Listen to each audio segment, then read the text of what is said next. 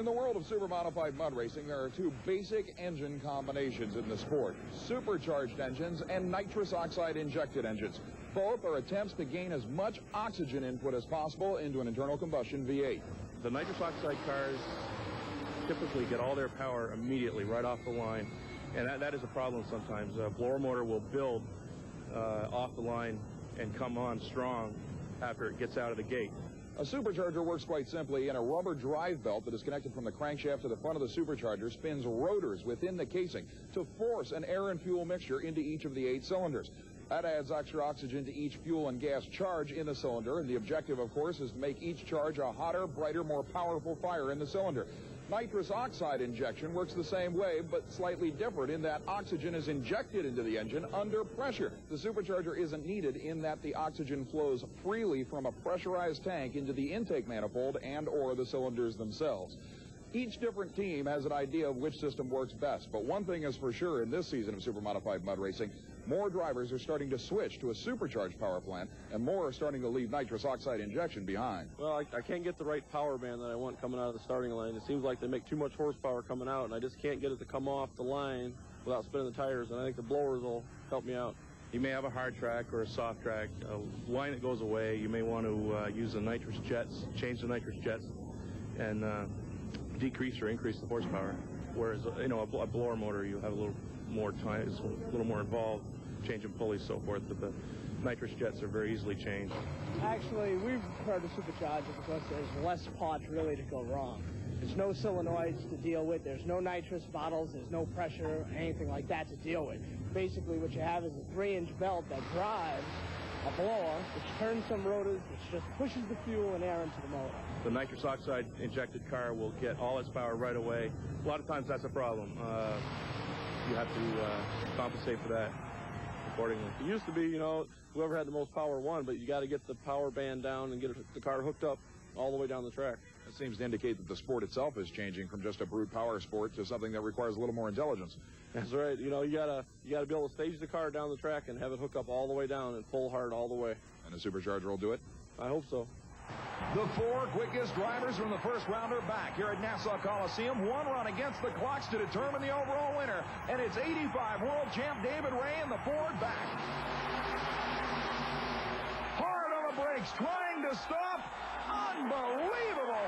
1.91 seconds. Look at that. Less than an inch away from disqualification. The perfect pass. Jeff Acker, who equaled his world record in the first qualifying round, was up with insanity.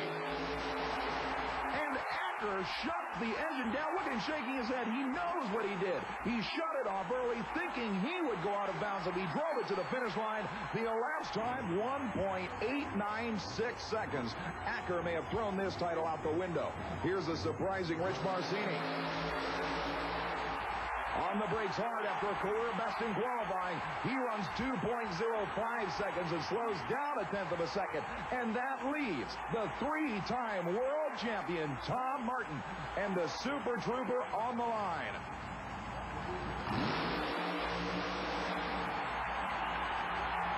Martin shuts the engine down early as well. He stops it in time, but he committed the same error that Jeff Acker did. Was it good enough?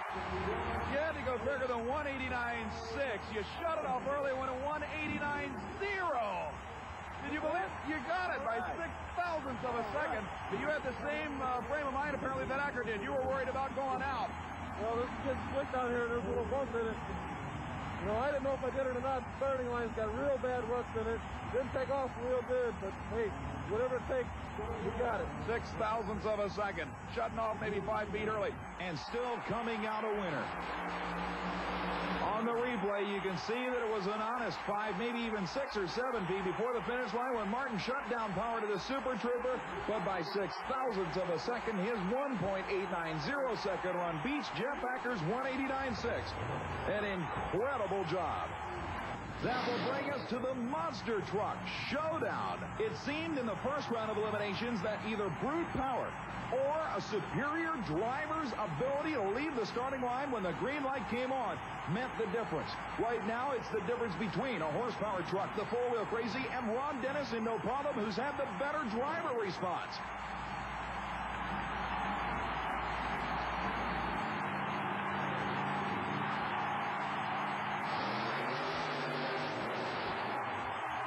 Incredible start, and the four-wheel Crazy Ford pulls it out for the victory. Look at the replay.